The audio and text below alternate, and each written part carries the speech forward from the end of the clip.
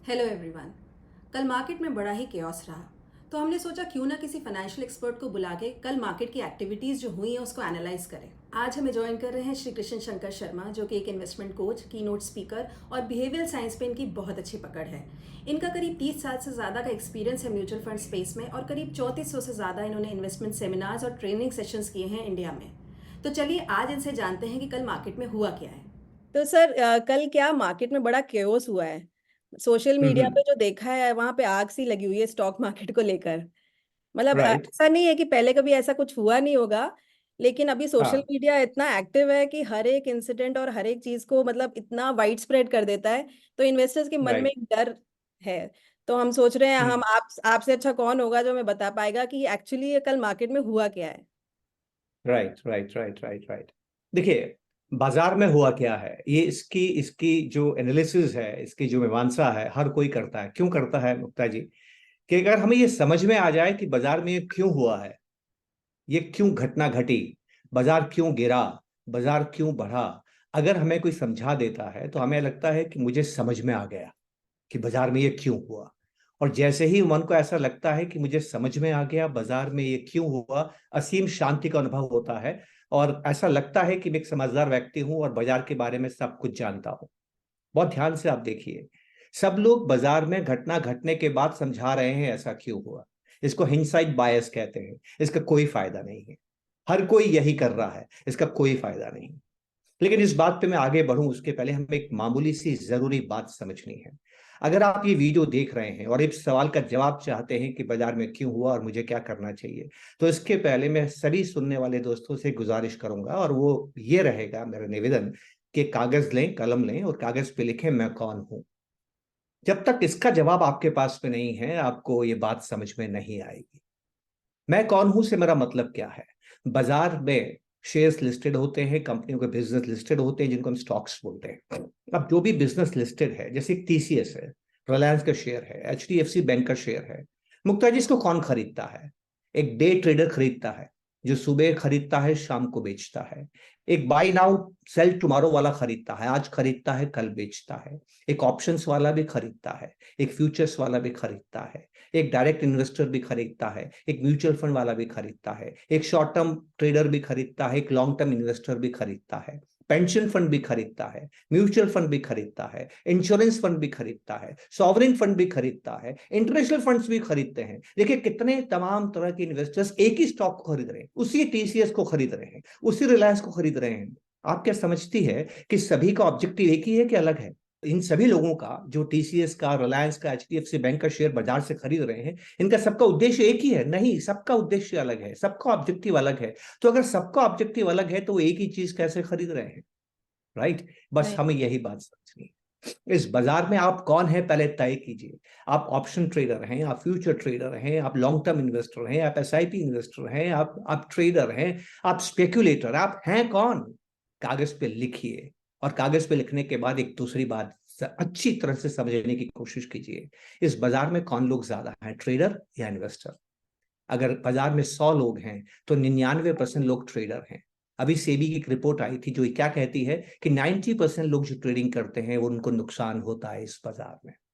तो आप कौन है पहले कागज पे लिखिए। अगर आप इन्वेस्टर हैं तो मेरी बात ध्यान से समझिएगा।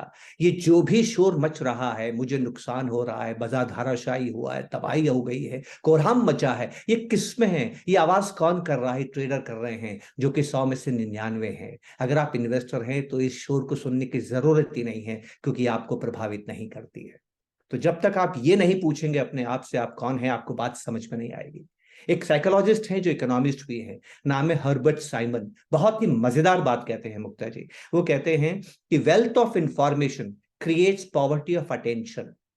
दुनिया में बहुत सी इंफॉर्मेशन है, दुनिया में बहुत सी सूचनाएं हैं, हर सूचनाएं को सुनने में आपको ध्यान देना पड़ता है, पर आपका जो ध्यान है वो सीमित है। आपके पास जो इंफॉर्मेशन है वो असीमित है। अगर हर इंफॉर्मेशन को सुनेंगे तो आपका ध्यान जो सीमित है वो खत्म हो जाएगा और आप सही निर्णय नहीं ले पाएंगे। मुझे अच्छी तरह से याद है मुक्ता जी, हम लोग गुवाहाटी से जब जोधपुर आते थे तो हमें ट्रेन चेंज करनी होती थी कोलकाता में हावड़ा स्टेशन पे, और हावड़ा में एक दिन में 500 ट्रेन आती है। जब हम स्टेशन पे इंतजार कर रहे होते, 6 घंटे का इंतजार होता था, वो उद्घोषक करने वाली जो महिला है वो लगातार घोषणाएं करती थी, ये ट्रेन विलंब से आ रही है, ये ट्रेन वक्त पे आ रही है, ये ट्रेन इस प्लेटफॉर्म पे आ रही है। हम लोग परिवार के 5 सदस्य थे, हमें ध्यान रखना था कि हमारी ट्रेन कौन से प्लेटफॉर्म पे कितने बजे आएगी। आपको क्या लगता है हम सारी 500 ट्रेन की घोषणा सुनते होंगे? नहीं सर। हरगिज नहीं। हम सिर्फ ये ध्यान रखते थे कि मेरी ट्रेन कब आ रही है। अगर मैं सभी 500 ट्रेन की सूचनाएं सुनूंगा तो अपनी ट्रेन मिस कर जाऊंगा। ये मामूली सी बात हमें समझनी है। अब आते हैं इस बाजार में हो क्या रहा है। ध्यान से समझते हैं इस बाजार में क्या हो रहा है। बाजार के अंदर बहुत से लोग लिवरेज पोजीशन में काम करते हैं। एक कान खोल के हम सब लोगों को एक बात समझनी है, हिंदुस्तान में एक खास बात है, दुनिया में और कहीं नहीं है। बाजार के दो हिस्से होते हैं, एक कैश मार्केट, एक डेरिवेटिव मार्केट। कैश मार्केट का मतलब होता है हाजिर बाजार, जहां पर आप पैसा देते हैं, शेयर खरीद के घर ले जाते हैं। एक डेरिवेटिव है वायदा बाजार, जिसमें आप शेयर खरीदते बेचते नहीं हैं, आप सिर्फ वायदा करते हैं कि मैंने इतने में खरीदा, इतने में बेचा, जिसको आप डेरिवेटिव मार्केट कहते हैं। ये जो डेरिवेटिव मार्केट वाला व्यक्ति जो होता है ना मुक्ता जी, ये घर से 1 रुपया लगाता है, खेल 100 रुपए का खेलता है। एक तरह से वो लिवरेज करता है, एक तरह से वो मार्जिन पे खेलता है। उसके पास हिम्मत नहीं होती है। थोड़ा सा भी बाजार के अंदर खबरें जो उसको लगता है कि बाजार को नेगेटिवली इंपैक्ट डाल सकती है, उसके हाथ पांव फूल जाते हैं और वो बाजार से भागने की कोशिश करता है। आपको ये जानकर आश्चर्य होगा कि दुनिया में जितना डेरिवेटिव में कारोबार हिंदुस्तान के बाजार में होता है, उतना और किसी बाजार में नहीं होता है। तो जब भी कोई नेगेटिव खबर जब भी हिंदुस्तान में आएगी, तो जिस तरह से हिंदुस्तान का बाजार रिएक्ट करेगा, दुनिया का कोई बाजार नहीं करता है। अब एक तीसरी बात जो हमें समझनी है, ये सब हुआ क्यों? ये इसलिए हुआ, इसीलिए कहा जाता है कि जो बड़े लोग हैं उनको सोच समझ के कहना चाहिए। हमारे समाज में जो जो बाजार का जो समाज है, इसमें सबसे बड़ा व्यक्ति कौन है? इसमें सबसे बड़ा व्यक्ति है जो हमें रेगुलेट करता है, जो हमारा ध्यान रखता है, हम पर निगरानी रखता है कि हम कैसे आचरण कर रहे हैं, जिसको आप रेगुलेटर कहते हैं। रेगुलेटर ने चंद दिनों पहले एक बात कही, there is a froth in pockets of market, there is a bubble in pockets of market. ध्यान से समझने की जरूरत है। उन्होंने ये नहीं कहा कि बाजार में फ्रॉथ है, उन्होंने ये नहीं कहा कि बाजार में बबल बन रहा है, उन्होंने कहा कि बाजार में कुछ खास चुनिंदा स्टॉक्स में बबल बन रहा है। लेकिन उन्होंने स्टॉक्स का नाम तो नहीं लिया ना। अब हर कोई सोच रहा है कहीं वो मेरा स्टॉक तो नहीं है। और इस पे एक दूसरी खबरें आई जहां पर ईडी ने एक महादेव ऐप करके संस्था को, एक फर्म को कहा है कि उन्होंने मनी लॉन्ड्रिंग की है, और उनके एक ओनर के पास 1100 करोड़ रुपए के स्मॉल कैप शेयर्स का एक पोर्टफोलियो है। और जिस पोर्टफोलियो के अंदर एक कोई फंड मैनेजर हैं जो अपने ही दुबई में बैठ के काम करते हैं। कहा जाता है कि मनी लॉन्ड्रिंग इस तरह से हुई है और उन्होंने ये शेयर्स खरीदे हैं। अब लोगों को समझ में नहीं आ रहा है कि वो कौन से शेयर्स है, कहीं वो मेरे शेयर्स तो नहीं है। और इस वजह से अचानक से बाजार में एक ट्रिगर होता है। दूसरा, इलेक्टोरल बॉन्ड्स के बारे में आप सुन रहे होंगे। जो बाजार ये मान के चल रहा था कि इलेक्शन का फर्क नहीं पड़ेगा, इस बाजार को अब लग रहा है नहीं, इलेक्शन के का फर्क पड़ सकता है। इतना केक वॉक नहीं है सरकार को जीतने के लिए। तो ये, और तीसरी बात जो है, ये बहुत ही मजेदार बात है, हमने अमेरिका में सीखी है। जब अमेरिका में फाइनेंशियल क्राइसिस हुआ था तो उसके बाद अमेरिका में एक परिपाटी हो गई है कि वो स्ट्रेस टेस्ट करते हैं, वित्तीय संस्थाओं का, बैंक्स का, फाइनेंशियल इंस्टीट्यूशन का स्ट्रेस टेस्ट करते हैं कि अगर अचानक से बाजार में दबाव बनता है, इकोनॉमी में दबाव बनता है, तो हमारी वित्तीय संस्थाएं क्या क्या मजबूती के साथ खड़ी रहेंगी। इसको स्ट्रेस टेस्ट कहते हैं। कुछ दिन पूर्व सेबी ने म्यूचुअल फंड्स को कहा कि आप भी स्ट्रेस टेस्ट दीजिए कि अगर अचानक से भारी गिरावट आ जाती है और आपके पास रिडम्पशंस आते हैं, लोग बिकवाली के लिए आते हैं, तो वो क्या आप उस रिडम्पशंस को सहन कर पाएंगे? तो अब देखिए, दो तीन चीजें एक साथ इकट्ठी हो गई। एक तरफ रेगुलेटर का ये कहना कि स्ट्रेस टेस्ट किया जा रहा है, और एक तरफ ये कहना कि बाजार में फ्रॉथ है। लोगों को संदेश क्या मिला कि बाजार डावाडोल हो सकता है। अब यहां से क्या होगा? किसी को मत पूछिए यहां से क्या होगा, ये सिर्फ डर की बात है। जितने लोग डरेंगे उतनी बिकवाली आएगी, जितनी बिकवाली आएगी उतना बाजार गिर जाएगा। जितने लोग लिवरेज पोजीशन में होंगे उतना ज्यादा बाजार गिर जाएगा। अगर आप इन्वेस्टर हैं, यकीन मानिए मुक्ता जी, ईश्वर के सामने बैठिए, हाथ जोड़िए और कहिए, ईश्वर मैं आपको धन्यवाद देता हूं कि एक क्षण मैंने देखा है। इस बात को बहुत गौर से, ध्यान से समझने की जरूरत है। बाजार का गिरना बाजार को मजबूत बनाता है। गति हमेशा इंसान को अच्छी लगती है, वेग, स्पीड से चलना इंसान को हमेशा अच्छा लगता है। तो पहला स्पीड इंसान ने कब सीखा? जब वो घोड़े पे बैठा, उसके पास गाड़ी नहीं थी, उसके पास पहिया नहीं था, पहली बार वो घोड़े पे बैठा। घोड़ा इंसान से तेज दौड़ता है, लंबी दूरी तक दौड़ता है। इंसान को लगा अरे वाह, मुझे तेज दौड़ने का, तेज एक जगह से दूसरी जगह जाने का तेज माध्यम मुझे मिल गया। पर जैसे ही वो घोड़े पे बैठा वो गिर गया। अब जानते हैं क्यों गिर गया? क्योंकि घोड़ा तेज भागता है। इंसान ने अक्ल लगाई और इंसान ने एक चीज बनाई जिसको बोलते हैं लगाम, जिसको आप ब्रेक बोलते हैं।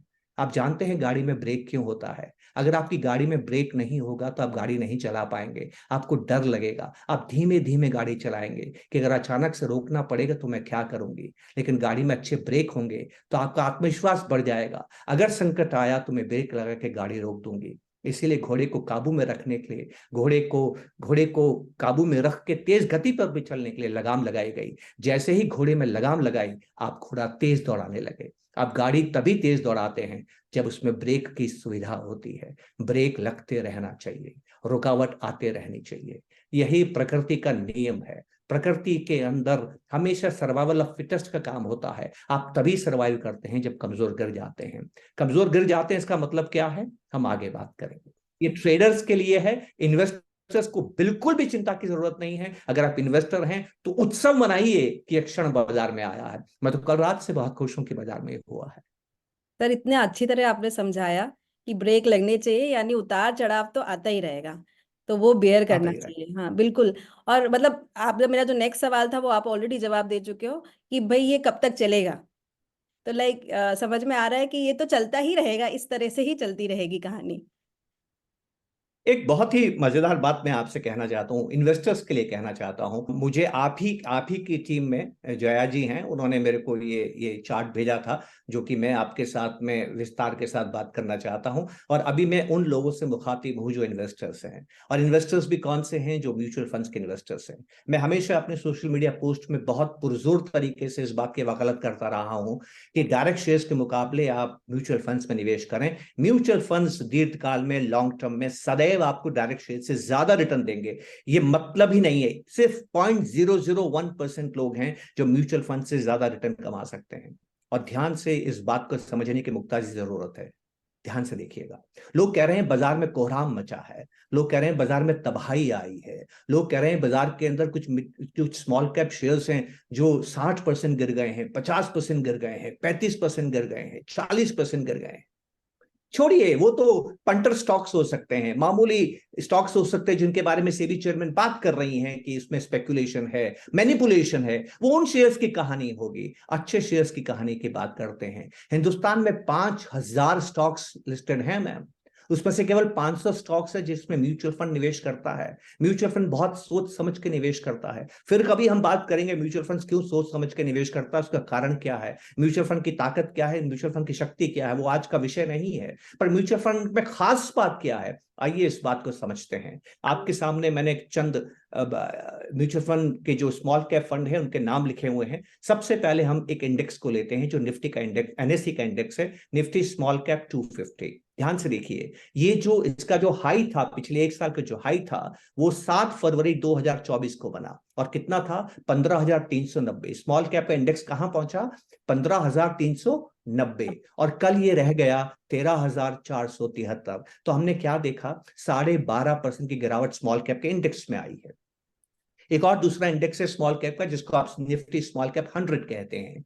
इसका 52 वीक जो हाई था वो भी 7 फरवरी को बना, 16,567 के आसपास था, जो कि कल गिर के 14,295 हो गया। और ये गिरावट रही करीब करीब 0.14%। ठीक है।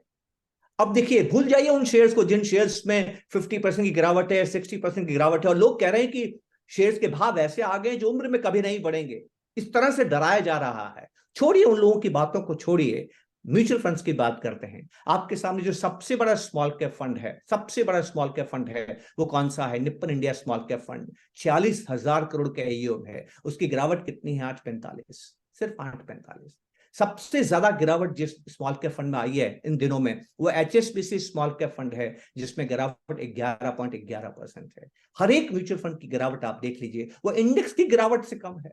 एसबीआई स्मॉल कैप फंड की तो गिरावट केवल 5% है। अगर आप स्टॉक इन्वेस्टर हैं, वो भी म्यूचुअल फंड के इन्वेस्टर हैं, और 5% की गिरावट आती तो आप विचलित होंगे? कितने आश्चर्य की बात है। खबरें मत सुनिए, बहुत ज्यादा खबरें सुनेंगे तो परेशान हो जाएंगे। ये खबर देने वाले व्यक्ति में खास बात होती है, बहुत ध्यान से मेरी बात सुनिए। इस खबर देने वाले व्यक्ति में एक खास बात होती है, वो आपको डराता है। आप जानते क्यों डराता है? क्योंकि जब वो आपको डराता है तो आपका शुभचिंतक नजर आता है। मैम, अगर मैं आपसे कहूंगा कि अगले 6 महीने में बाजार यहां से 20% बढ़ जाएगा, तो आप क्या समझेंगी? ये कोई डिस्ट्रीब्यूटर होगा, इसका अपना धंधा होगा, ये मुझे बेच कुछ अपने घर में आमदनी कमाना चाहता होगा। आप मेरी बात पे हो सकता है यकीन करें न करें, आप मेरी बात ध्यान से सुनेंगी, पर मेरी बात पे यकीन करें न करें, इसकी कोई गारंटी नहीं है। इसके ठीक विपरीत अगर मैं आपसे ये कहता हूं कि अगले 6 महीने में ये बाजार 25% गिर जाएगा, आप मन में क्या सोचेंगी? कितना भला व्यक्ति है, मुझे सावधान कर रहा है, मुझे नुकसान से बचा रहा है, मैं आपको शुभचिंतक नजर आऊंगा। तो जो भी आपको खबरें देने वाले लोग हैं, ये हमेशा आपको खौफ जरा करेंगे, क्योंकि आपको वो अच्छे लगेंगे, आपको लगेंगे कि ये मुझे सावधान कर रहे हैं। तो दो बातें हैं, वो ट्रेडर से मुखातिब हैं, वो आपसे मुखातिब नहीं है। वो ट्रेडर से क्यों मुखातिब है? क्योंकि उनकी संख्या ज्यादा है। जो न्यूज देने वाला मीडिया है वो कैसे कमाता है? वो खबरें बेच के कमाता है। अच्छा, आप जो अपने प्रोडक्ट बेचते हैं, किसको ज्यादा बेचेंगे? जिनकी संख्या ज्यादा है कि जिनकी संख्या कम है? तो संख्या तो ट्रेडर की ज्यादा है ना। तो वो जो अपनी खबरें बेचेंगे, वो किसको बेच रहे हैं? वो ट्रेडर को बेच रहे हैं। खरीद कौन रहा है, सुन कौन रहा है? इन्वेस्टर। बस यही दुविधा खड़ी हो जाती है। तो मैं इन्वेस्टर से हाथ जोड़ के ये गुजारिश करूंगा, इन खबरों को सुनना छोड़िए। आज आई हैं, कल चली जाएंगी, और इस बाजार को आप बढ़ते देखेंगे। अच्छा, एक बात बताइए मैम, आपको, जय मैम आप बताइए, अभिषेक जी आप बताइए, इस बाजार के गिरने से बाजार क्यों बढ़ता है? क्योंकि व्यापारी का व्यापार बढ़ता है। व्यापारी का व्यापार क्यों बढ़ता है? क्योंकि आपकी खरीदारी बढ़ती है। आप कौन? जो हाउस होल्ड हैं। आप तीनों मुझे बताइए, आप में से कितने लोगों को लग रहा है कि आने वाले समय में आपके परिवार के खर्चे कम होने वाले हैं क्योंकि बाजार गिर गया? नहीं सर। आपके खर्चे तो बदस्तूर बढ़ते रहेंगे ना। तो आपके खर्चे तो अगले 2 3 4 5 सालों में बढ़ते रहेंगे, तो व्यापारियों के मुनाफे भी बढ़ते रहेंगे, अंत में बाजार बढ़ेगा। उत्सव मनाइए कि बाजार में गिरावट आई है, बाजार ने लगाम लगाई है, ये चिंता की बात नहीं है। छोड़िए स्मॉल कैप, मिड कैप की बात करते हैं। मिड कैप की देखिए, जया जी का शुक्रिया अदा करता हूं कि उन्होंने खूबसूरत डेटा बना के दिया। आप देखिए, मिड कैप 100 जो था, मिड कैप 100 7 फरवरी को 49,352 था, आज 45,971 है। 6.25% की गिरावट हो गई है, 7% की गिरावट हो गई है। सबसे ज्यादा गिरने वाला फंड है निप्पन इंडिया ग्रोथ फंड, वो भी 6.5% गिरा है। सबसे कम गिरने वाला फंड है एक्सिस मिड कैप, वो केवल 2.5% गिरा है। अब देखिए, कितना ध्यान से सुनिए, एचडीएफसी मिड कैप फंड, आप साइज देखिए, 60,000 करोड़ का फंड मिड कैप फंड है। इंडस्ट्री का सबसे बड़ा फंड 60,000 करोड़ का फंड है, और मिड कैप फंड है। कितनी गिरावट है? 4.40%, 4.5% भी गिरावट नहीं है। और इंडेक्स की गिरावट कितनी है? 6.85। लेकिन ऐसे कम से कम 100 शेयर्स होंगे जिनकी गिरावट 20 30 40% हुई होगी। आप ध्यान दीजिए, बाजार में 5,000 स्टॉक लिस्टेड हैं। सभी लोग इन 5,000 स्टॉक्स को खरीदते हैं, म्यूचुअल फंड्स नहीं खरीदते हैं। म्यूचुअल फंड्स बहुत सोच समझ के खरीदते हैं। आप इन्वेस्टर हैं, आपको घबराने की जरूरत नहीं है। मुझे उम्मीद है मुक्ता जी संदेश आया होगा और बात समझ में आ रही होगी। नहीं सर, बहुत क्लियर आई है बात समझ में। थैंक यू सो मच, इन चीज़ों को, इतनी डिफिकल्ट चीज़ों को इतनी इजीली आप रख देते हैं। देखिए, मैं एक एक छोटी सी बात कहना चाहता हूं, बाजार का गिरना क्यों जरूरी है, ये बहुत जरूरी है समझना। हम लोग तो हंटर्स एंड गैदरर्स थे, जंगलों में रहते थे। हमें कृषि करते हुए केवल 5 7 हजार साल हुए हैं। जब आप जंगलों में रहते थे, जंगलों में हमेशा जान का भय रहता है। जंगल में दो तरह के प्राणी होते हैं, एक मांसाहारी होते हैं, एक शाकाहारी होते हैं। जो मांसाहारी प्राणी है, जिनको आप कार्निवोर कहते हैं, दे हंट ऑन हर्बीवोर एनिमल्स, ये कार्निवोर पे भी हंट कर सकते हैं। तो शेर जो है वो हिरणों का शिकार करता है, भैंसों का शिकार करता है। अभी भैंसों का झुंड है, वो जंगल में चल रहा है। झुंड का मतलब क्या होता है? एक साथ रहना, परिवार के रूप में रहना। उनकी उनकी इच्छा क्या है? एक साथ रहने की। तो झुंड एक साथ रहता है। अब वो जंगल में आगे बढ़ रहा है। जब वो आगे बढ़ता है तो उनके आगे बढ़ने की गति झुंड में कौन तय करता है? आप क्या कहेंगे, कौन लीडर, तय करता है? उनका लीडर। बिल्कुल नहीं, बिल्कुल नहीं। आप कल्पना करें कि आप अपने हस्बैंड के साथ और अपने छोटे बच्चे के साथ, जिसकी उम्र 5 साल है, आप बागीचे में टहल रहे हैं, तीनों टहल रहे हैं। तो आप किस गति से वॉक करेंगे, ये कौन तय करेगा? बच्चा। बच्चा। क्योंकि वो धीमे चलेगा, बच्चा कमजोर है। लीडर तय नहीं करेगा, लीडर तय करेगा तो बच्चा पीछे छूट जाएगा। राइट। तो भैंसों के झुंड में भी उस झुंड की रफ्तार कौन तय करता है? सबसे कमजोर तय करता है, क्योंकि झुंड है, साथ रहना है। उस कमजोर को भी साथ रखना है, तो कमजोर की स्पीड के लिए मजबूत अपनी स्पीड को सेक्रीफाइस करता है। तो प्रकृति ने भैंसों को बचाने के लिए एक नियम बनाया है। आप जानते हो नियम क्या है? शेर जब हमला करेगा तो किसको मारेगा, कमजोर को कि मजबूत को? हाथ में कौन आएगा? कमजोर। और कमजोर को शेर ने मार दिया, अब बचे हुए झुंड की गति बढ़ेगी कि कम हो जाएगी? बढ़ जाएगी। बस यही बाजार में होता है। जैसे जैसे ये बाजार बढ़ता है, कमजोर लालची लोग भी बाजार में आते जाते हैं और वो स्टॉक्स को खरीदते जाते हैं। जैसे जैसे बाजार में कमजोर लालची बढ़ते जाते हैं, बाजार को खतरा उत्पन्न हो जाता है। और बाजार इस खतरे से अपने आप को कैसे बचाता है? बाजार एक दिन गिर जाता है। जैसे गिर जाता है, ये कमजोर लोग, लालची लोग बाजार से भाग जाते हैं। आप जब जानते हैं, जब वो भागते हैं तो कैसे भागते हैं? शेयर्स को बेचते हैं। जब वो बेचते हैं तो तभी तो बेचते हैं जब कोई खरीदता है। वो कौन खरीदता है? वो मजबूत खरीदता है, और फिर बाजार को गति मिलती है और वो धन बनाता है। ये मामूली सी बात हमें समझनी है। बस इन्वेस्टर वही व्यक्ति है, वो मजबूत व्यक्ति है। तो मैं उम्मीद सर करता हूं कि हम लोग सब हिंदुस्तान के लोग इस बात पे यकीन करेंगे कि हिंदुस्तान आगे बढ़ रहा है, जीडीपी आगे बढ़ रही है। ये बाजार का ठहराव है जो आपके लिए एक एक एक अपॉर्चुनिटी उत्पन्न कर रहा है, और आपको घबराने की जरूरत नहीं है। हिम्मत के साथ डटे रहिए, बने रहिए। Sir this hello. अभिषेक। हाँ अभिषेक जी, नमस्कार। हाँ सर नमस्कार, कैसे हैं सर आप? बहुत बढ़िया, आप बताएं। बहुत बढ़िया मैंने सर, आपसे वेलकम कहा टू बाजार गिरता हूं तो मैं ज्यादा खुश होता हूं, क्योंकि मुझे मालूम है आगे बढ़ेगा। सर पहले ही आपने स्माइल दे दी चेहरे पे हमारे। जो हमारी परेशानी थी कि बाजार गिर रहा है, हमारे इन्वेस्टर बड़े परेशान हो रहे हैं, फोन कर रहे हैं कि अभिषेक जी क्या करना चाहिए स्मॉल कैप और मिड कैप में। हम्म। हर जगह न्यूज आती है कि भैया और गिरेगा और गिरेगा। तो what to do, tell them कि क्या करना चाहिए एक्चुअल में sir, as a layman investor जो काफी टाइम से इन्वेस्टेड है स्मॉल कैप में मिड कैप में, बट रिटर्न अच्छे आ चुके हैं, उनको क्या करना चाहिए सर? बहुत बहुत आसान है, बहुत आसान है अभिषेक जी। मैं हर चीज को एनालॉजी के जरिए बताता हूँ। कभी कभी जब मैं बहुत विचलित होता हूँ, अस्थिर होता हूँ, मूड अच्छा नहीं होता है, किसी बात से घबराया होता हूँ, मन में अशांति होती है, अस्थिरता होती है, उस दिन मेरी पत्नी मुझे सुझाव देती है, चुपचाप बैठे रहिए, आराम कीजिए। और मुझे कुछ भी निर्णय लेने से मना करती है। जब तक बाजार में अस्थिरता, विचलन आपको नजर आती है, जब तक बाजार का मूड आपको खराब नजर आता है, कोई निर्णय मत लीजिएगा, चुपचाप बैठ जाइएगा। हाँ, उन लोगों को चिंता करने की जरूरत है जिन्होंने वो पैसा डाला हुआ है जिनको अगले 2 3 4 6 महीने में जरूरत है। पर अगर किसी के पास ऐसा पैसा है तो उसने गलती क्या की है कि उसको पैसा पहले ही निकाल लेना चाहिए था। आप जब गाड़ी में बैठ के सड़क पे, हाईवे पे चलते हैं तो गाड़ी की स्पीड 80 किलोमीटर होती है। शहर में आते ही 40 किलोमीटर होती है, मोहल्ला आती 20 किलोमीटर होती है, घर की गली में आती 10 किलोमीटर हो जाती है, और घर पहुंचते ही 0 हो जाती है। घर घर आने पर आप 80 किलोमीटर की स्पीड से थोड़ी आते हैं, घर से थोड़ी दूर पे ही स्पीड को कम करना शुरू कर देते हैं। तो यस जिसको सर। फरवरी मार्च अप्रैल में पैसों की जरूरत थी, वो तो पहले ही पैसा निकाल चुका है। आपका जो पैसा इस बाजार में है उसको आपको अभी निकालने की जरूरत नहीं है। इसमें कहाँ चिंता की बात है? ट्रेडर की चिंता आप क्यों ओढ़ रहे हैं? आप चिंतित इसलिए हो रहे हैं कि आप खबरें सुन रहे हैं। आप चिंतित इसलिए हो रहे हैं कि ट्रेडर परेशान है, उसकी संख्या ज्यादा है। इसको डेमोन्स्ट्रेशन इफेक्ट कहते हैं। और हमारे अंदर जब दूसरा घबराता है, जैसे कि अध्यापक किसी बच्चे को चपत मारता है, डांट मारता है, तो क्लास के बाकी बच्चे भी डरते हैं कि नहीं डरते हैं? बताइए आप। डरते हैं सर, ये डरते बिल्कुल हैं। ऐसा ही है। ट्रेडर्स डर रहे हैं, सब डर रहे हैं, तो आप भी डर रहे हैं। आपको डरने की जरूरत नहीं है, आप इन्वेस्टर हैं। Thank you sir. One more question, sir what is your advice now about small cap mid cap? Small cap और मिड कैप के लिए जो आपकी, मैंने अभी अभी हमने तस्वीर देखी, जितनी गिरावट बाजार में है उससे कम इंडेक्स में है, जितनी गिरावट इंडेक्स में है उससे कम म्यूचुअल फंड्स में है। कितनी खूबसूरत बात है। यकीन मानिए, जब ये बाजार बढ़ेगा ना अभिषेक जी, आज कहता हूं मैं आपसे, इन म्यूचुअल फंड का रिटर्न इंडेक्स से ज्यादा होगा। तो ये तो अवसर है। तो अगर आपकी राइट। एसआईपीज हैं तो चलते रहने दीजिए।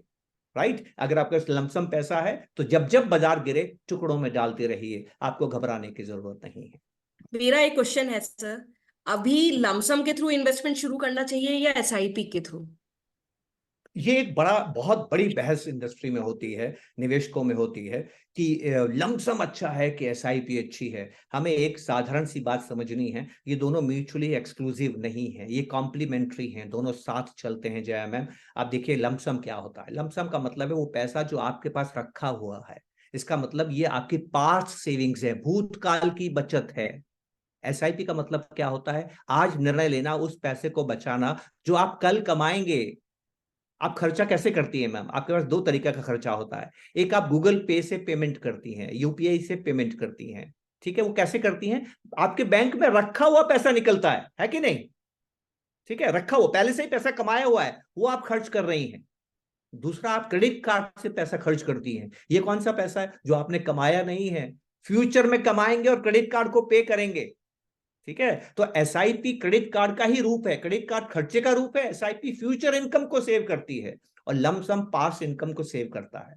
तो हर इन्वेस्टर को ये दोनों ही निवेश करते रहने चाहिए, पहली बात। दूसरी बात, कभी भी आप लमसम कर सकते हैं, पर हम क्यों मना करते हैं? इसका कारण यह है, इंसान के अंदर एक बड़ी दिक्कत वाली बात है जी, वो ईमानदार नहीं होता है, वो अपने ही विचार बदल देता है। अगर आप किसी को पूछेंगे आपका पैसा कितने समय के आप निवेश करना चाहते हैं, वो कहेगा 10 साल, तो आप कहेंगे लमसम की चिंता ही नहीं है। 10 साल में तो हिंदुस्तान की जीडीपी $20 ट्रिलियन हो जाएगी, बाजार भी 10 गुना हो जाएगा, आपका 1 लाख रुपया बढ़ के 10 लाख हो जाएगा, चिंता की बात ही नहीं। ये बात हो गई, उसने 1 लाख रुपए जमा कर दिया और अगले 1 महीने में बाजार 10% गिर गया, वो रोता हुआ आपके पास आएगा, अरे आपने तो कहा था कि 10 साल में मेरा पैसा 10 गुना हो जाएगा, यहां तो 10% मेरा कम हो गया। तो लोग क्या है कि बार बार रिव्यू करते रहते हैं, बार बार रिव्यू करते हैं और बाजार में आई गिरावट से परेशान हो जाते हैं, क्योंकि हमें नुकसान अच्छा नहीं लगता है। इसलिए हम हमेशा लमसम निवेशकों को, क्योंकि हम दूसरे लोग हैं, पैसा उनका है, हम उनको हिदायत करते हैं, भैया हमें नहीं मालूम कौन डरेगा कौन नहीं डरेगा, इसलिए हम कहते हैं भैया लमसम संभल के करो, धीमे धीमे करो, टुकड़ों टुकड़ों में करो, जैसे जैसे बाजार करो, आप सिस्टमेटिक ट्रांसफर प्लान के जरिए करो। तो मैं ये कहूंगा लमसम डालने में घबराना नहीं चाहिए, लेकिन एट द सेम टाइम मैं ये कहूंगा कि मुझे नहीं मालूम आपका टेम्परामेंट कैसा है, आप भावनाओं पे काबू रख सकते हैं कि नहीं, आप कितना डरते हैं, मुझे कुछ नहीं मालूम है। तो सावधानी से निवेश करें और सिस्टमेटिक ट्रांसफर प्लान करें। लेकिन एक बात जरूर कहूंगा, अगर आप 100 रुपए पे हापुस खरीदते हैं क्योंकि आप हापुस खाना पसंद करते हैं, तो आप 90 रुपए पे ज्यादा खरीदेंगे, 80 रुपए पे और ज्यादा खरीदेंगे, और वही हापुस अगर 200 हो जाएगा तो आप कम खरीदेंगे। बस इसी चीज को यहां पर भी ध्यान में रखिए। अगर आप इस बाजार में 22,000 23,000 के इंडेक्स पे निवेश करते आए हैं, तो 22,000 पे भी करें, 21 पे भी करें, 20 पे भी करें, 18 पे भी करें। क्यों करें? क्योंकि आपने 23 पे किया है। तो आज का बाजार कल से तो कम है ना, तो क्यों घबराना? अब कल और बाजार गिर सकता है, मुझे नहीं मालूम। और अगर कोई आपसे कहता है कि कल बाजार में क्या होगा, दूर रहिए, किसी को नहीं मालूम कल बाजार में क्या होगा। हमें सिर्फ ये मालूम है हमारे जीवन में क्या होगा। अगर हमें लगता है कि आने वाले समय में हमारे खर्चे बढ़ रहे हैं, तो हिंदुस्तान की इकोनॉमी बढ़ेगी, व्यापारी का मुनाफा बढ़ेगा और बाजार भी बढ़ेगा। लेकिन किस दिन बढ़ेगा किस दिन गिरेगा ये कोई नहीं जानता। सर मेरा अब एक क्वेश्चन है कि मैं लॉन्ग टर्म इन्वेस्टर हूँ हाँ, और अब तक मैंने प्रॉफिट, कल के गिरे हुए मार्केट पे भी मैंने प्रॉफिट, मेरा जो पोर्टफोलियो है वो प्रॉफिट में है। तो राइट। आप क्या सजेस्ट करते हैं कि मैं अभी अपना पोर्टफोलियो रिडीम कर दूं और हम्म थोड़ा अभी जब मार्केट वापस थोड़ा नीचे गिरे लोअर लेवल पे मैं फिर वापस उसको इन्वेस्ट करूं? हम्म आप क्या सजेस्ट करेंगे? ये बहुत अच्छी नीति है, ये बहुत अच्छी स्ट्रेटेजी है। और अगर आप इस रणनीति को इस्तेमाल कर पाए, तो इससे अच्छा कुछ नहीं हो सकता। दुनिया में आपसे बेहतर अच्छा निवेशक हो नहीं सकता, जो कि बाजार जब बढ़ा हुआ हो, लाभ मिल रहा हो, प्रॉफिट हो रहा हो, तो बाजार में बेच दे, प्रॉफिट को बुक करे और पैसा अलग से रख दे, और जब बाजार गिर जाए तो पुनः लौट के आए और गिरे हुए बाजार में कम कीमत के एनएवी पे पुनः निवेश कर ले। इससे बेहतर रणनीति नहीं हो सकती है। पर यह रणनीति ड्राइंग बोर्ड तक ही सीमित है मैम। बहुत दुर्भाग्य है हमारा, बहुत ही दुख के साथ मैं ये बात कह रहा हूं कि इसको इम्प्लीमेंट नहीं किया जा सकता है। अब इसको इम्प्लीमेंट क्यों नहीं किया जा सकता है? इकोनॉमिक्स में कॉन्सेप्ट है जिसको हम ध्यान से इस बात को हम समझते हैं कि कीमत को व्यक्ति किस तरह से देखता है। देखिए, बचपन से ही हमने एक चीज, आपने अपने एक बात गौर की होगी कि अगर आपको ये समझ में आ जाए आपको एक अमुक वस्तु बाजार से खरीदनी है, और आपको ये समझ में आ जाए कि आने वाले समय में आज आपको खरीदने की इच्छा हो रही है, आपको कार आज खरीदने की इच्छा हो रही है जिसकी कीमत 10 लाख रुपए है, और आप अपने दोस्त को बोलते हैं जो कार कंपनी में काम करता है कि मुझे आपके शोरूम आके ये 10 लाख रुपए की कार खरीदनी है। वो दोस्त आपको कहता है कि ये कार अगले महीने होली के बाद में, होली के समय 50,000 रुपये डिस्काउंट पे मिलेंगी। तो आप क्या करेंगे? आज बाजार से कार खरीद लेंगी या 15 दिन इंतजार करके होली पर 50,000 कम कीमत पे खरीदेंगे? ज्यादातर लोग रुक जाएंगे, अरे आज कार क्या खरीदनी, 10 दिन रुक जाते हैं, 50,000 रुपये का फायदा हो जाएगा। तो भविष्य में अगर आपको ऐसा अंदेशा है कि कीमत कम होगी तो आप अपनी खरीद रोक लेते हैं। इसके ठीक विपरीत आपको अप्रैल महीने में कार खरीदनी है जिसकी कीमत 10 लाख रुपए है, और आपका दोस्त आपको कहता है कि यह कार अगले सप्ताह 50,000 रुपए महंगी हो जाएगी, तो आप क्या करेंगे?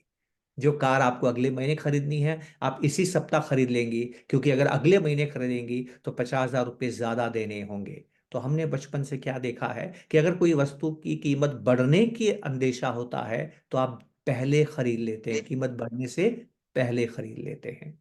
तो जब आप प्रॉफिट बाजार में बुक कर लेंगे ये सोच के कि जब बाजार गिर जाएगा तब खरीदूंगा, उस गिरते हुए बाजार में आपका मन ये नहीं कहेगा कि बाजार बढ़ेगा, आपका मन ये कहेगा कि ये तो अभी बाजार गिर रहा है, आगे और गिरेगा, और आप निवेश नहीं कर पाएंगे।